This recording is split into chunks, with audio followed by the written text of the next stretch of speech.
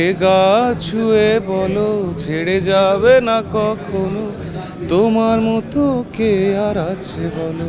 মানসম্মত না, বাট তারপরও ভিউ হয়ে যায় মাঝে মধ্যে, এটাও খারাপ একটা দিক আর কি। দর্শক, এই মুহূর্তে আমার সাথে উপস্থিত আছেন বাংলাদেশের জনপ্রিয় কণ্ঠশিল্পী তানজিব সরোয়ার।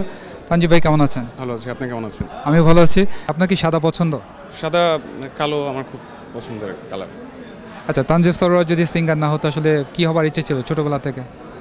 ছোটোবেলা থেকে ছবি আঁকতাম, ছবি আঁকার খুব শখ ছিল। তো ছবি আঁকার পাশাপাশি গান লিখতাম, কিন্তু গান গাবো এটা পরে পরে ডিসাইড করছে আর কি, যে এটা হবো কিছু একটা গান গাবো আর কি।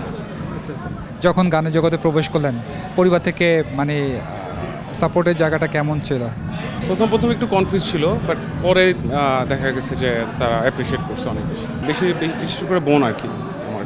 তো এখন তো অনেক শিল্পী বাংলাদেশের এই মিউজিক ইন্ডাস্ট্রিতে প্রবেশ করছে, যে ওয়ার্ডগুলো ব্যবহার করা হচ্ছে অনেক সময় গানের ভিউ বাড়ানোর জন্য, সেই বিষয়টি আপনার কেমন লাগে? এইটা আসলে ভালো গান হলে ভিউ হবে, আবার কিছু দেখা যায় কমেডি বা যেগুলা সামঞ্জস্যতা নাই বা অত দেখা যায় যে মানসম্মত না, বাট তারপরও ভিউ হয়ে যায় মাঝে মধ্যে, এটাও খারাপ একটা দিক আর কি।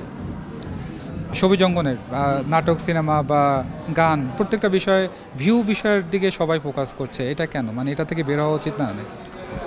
হ্যাঁ, এটাতে বের হয়ে আসা উচিত, বাট এখন তো যুগটাই আপনার ইউটিউবের যুগ, এখন এখানে এভাবে সার্ভাইভ করতে হবে সবাইকে।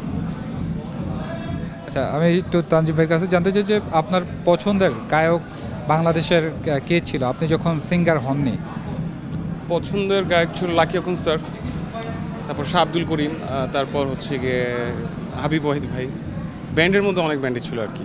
তো যেহেতু আপনাকে পেয়েছি, আপনার কণ্ঠে 2 লাইন আপনার কোনো জনপ্রিয় গান শোনার। এ গা ছুঁয়ে বলো ছেড়ে যাবে না কখনো, তোমার মতো কে আছে বলো।